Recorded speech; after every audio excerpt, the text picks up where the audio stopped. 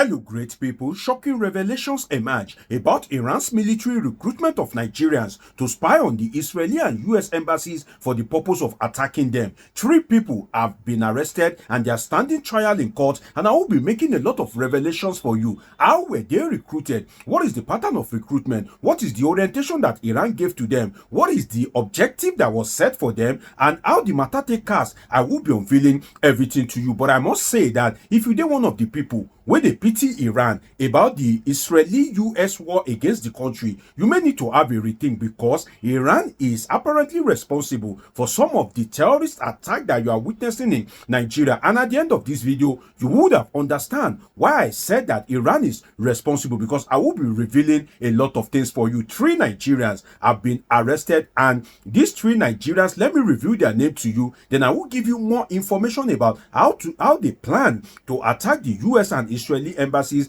and some of the conspiracies that have been evolving as regards this particular issue. The 3 suspects are Haruna Abbas, Ibrahim Musa, and Adam Suleiman. 3 of them, Haruna Abbas, Ibrahim Musa, and Adam Suleiman. How did they recruit them? Who is their ringleader? I would expose it to you and a lot more on this episode of Politics with Joshua Plug, Dr. Omosholadeji. If you are watching me right now, you know say you dey watch me. But my guy, my sister, you never subscribe. Do what to subscribe. Turn on that notification button so that as they bring all this story, all this updates and analysis come your way, it will be getting to you in real time. And help me like this video, my dear people. Bless me with likes. Now, let us go into it. I mentioned earlier that 3 people have been arrested and are standing trial. They are standing trial at the Federal High Court in Abuja, the Court of Justice Emeka Nwite at the Federal High Court in the Federal Capital Territory. Now, 3 suspects, Haruna Abbas, Ibrahim Musa, and Adam Suleiman. You see, the first suspect, Haruna Abbas, is the ringleader. Haruna Abbas is the one that was recruited by the Iranian military. Yes, you heard me right. Iranian military. The Iranian military recruited Haruna Abbas. They trained him in one of the military facilities in Iran. And after training him, they sent him to Nigeria. And when they sent him to Nigeria, they told him to try and get more people, because he alone cannot do the job. So when Haruna Abbas came back to Nigeria, he was shopping for people that can do the job. Extremists like him that, can carry out some spy works on US embassy, Israeli embassy, and not only that, everything and anything that US have interest in, anything and everything that Israel has interest in Nigeria. So they are to identify these things, penetrate them, look for how or the best way to attack this facility. So when Haruna Abbas came back to Nigeria, I don't have their pictures. For some of you that will be asking for pictures, this is a delicate case, so there's no way I can have their picture, but you can read about all what I'm telling you in the news. So when Haruna Abbas was recruited and he came back to Nigeria, he now kind of like deployed the services of Ibrahim Musa and Adam Suleiman, all of them Muslims from the north. And this Haruna Abbas now moved Ibrahim Musa and Adam Suleiman. They traveled with him all the way to Iran to receive training as well. They are trained on how to spy, how to kind of like carry out their operations, and they won't be suspected. So they give them the necessary training, the necessary orientation. So their main job is to spy on certain, they are to spy for certain persons in Iran.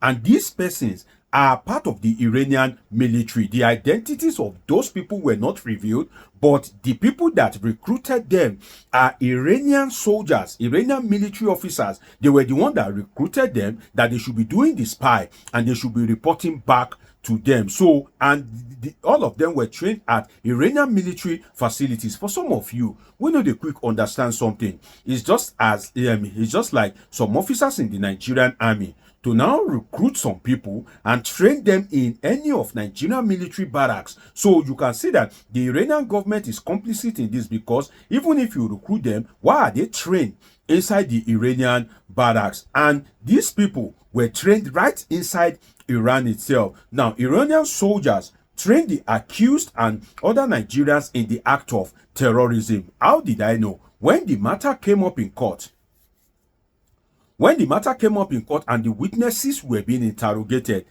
they admitted that they were trained, that the orientation that they gave them is a radical orientation. Of course, let us look at it just from the layman perspective. Who will you recruit to go and be spying on sensitive institutions, the US Embassy, the Israeli Embassy, and that person would not be a terrorist, or that person would have not been radicalized. So Ibrahim Haruna Abbas, Ibrahim Musa, and Adam Suleiman testified that Iranian soldiers trained them and other Nigerians in the act of terrorism. First, let me speak on that.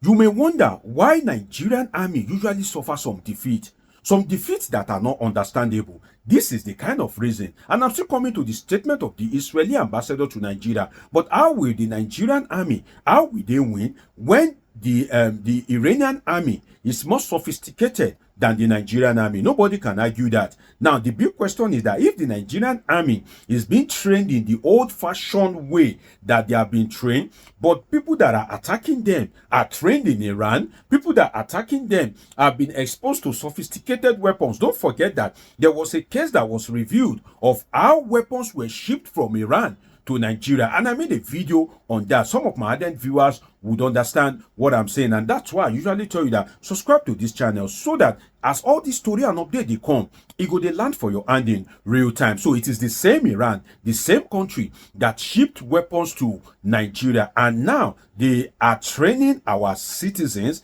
And these people, that is why the Nigerian army usually suffer from some deadly, or if you like, some shocking attacks.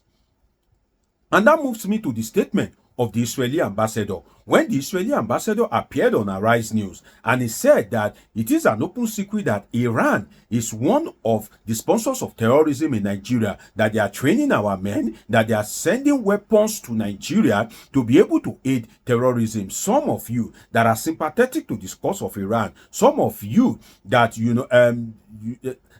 that don't believe that statement, they tackled the Israeli ambassador to Nigeria at that point in time. But now, this is another shocking evidence to show that Iran has been involved in the insecurity of Nigeria. So what I'm to say is that if you are not a fundamentalist, if you have not been radicalized, if you are not a terrorist or a terrorist sympathizer, whether you are Muslim or not, it doesn't matter.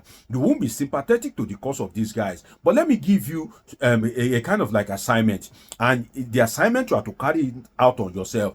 Take a look at yourself. If you are sympathetic to the cause of these guys, or if you are sympathetic to what is happening against Iran, after hearing these revelations, then you have been stylishly radicalized, or you are stylishly getting radicalized. If you are not, if you don't know, you are one of the sympathizers of terrorism. And if you get the right place, the right time, and there's no consequence for action, definitely you yourself, you will throw, you kind of like throw the part of terrorism. So that is one way to check yourself, to know whether you are getting radicalized or not. But the Israeli ambassador, he made that particular statement, and lo and behold, apparently it is true. But then let us move into another thing, which is that another thing that we need to consider is, I can't just help but imagine that they succeed in spying on the US Embassy, they succeed in spying on the Israeli Embassy, and they carry out a coordinated attacks on these embassies.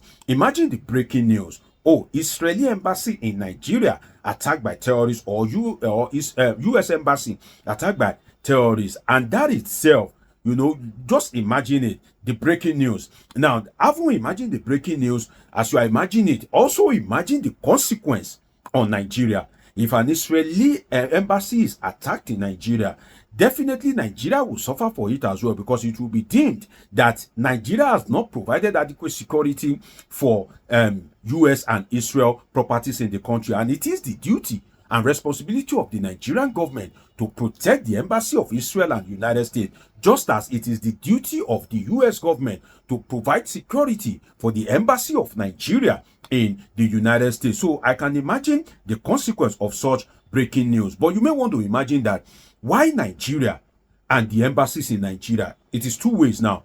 Why did they choose Nigerians to carry out the dirty job, and why the US embassy in Nigeria? Let me reveal it to you.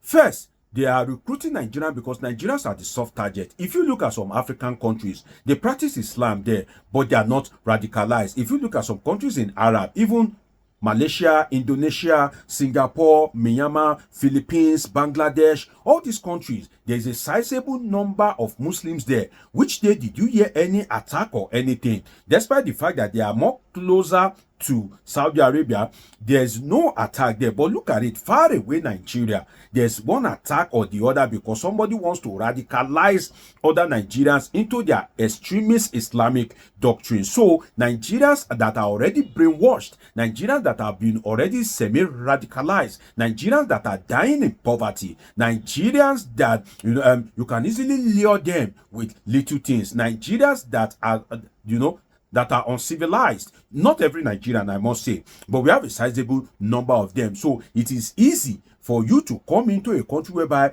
there's literally no government in the sense of the benefit that you gain from government. No light, no electricity, no water, no good education, and at the end of the day, there's poverty, and all you hear is all these radical preachings. So Nigerians are the soft target that can easily be recruited. And the other one is the embassies in Nigeria. Well, your guess is as good as mine that I think apart from South Africa, the embassies that will be most sophisticated, the US embassy that will be most sophisticated in Africa will be in Nigeria. The one that can compete with Nigeria may be that of South Africa. But I doubt that because of what?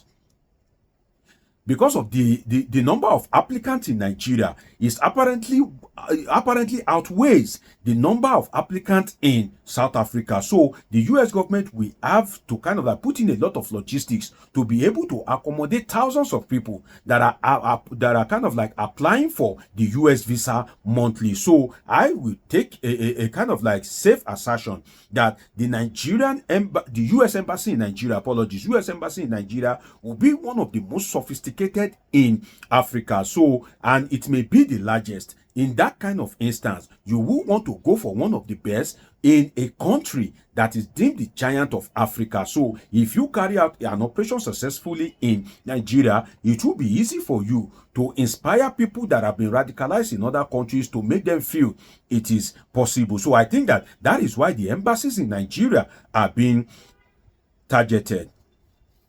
But the big thing that comes to mind, the big question that comes to mind is, let us imagine it for a moment. How many of such spies are currently in Nigeria at the moment? That's another thing. We know about Haruna Abbas, Ibrahim Musa, Adam Suleiman, right? But how many of such spies are currently gathering information in Nigeria, are currently gathering information against the US government and for the US government?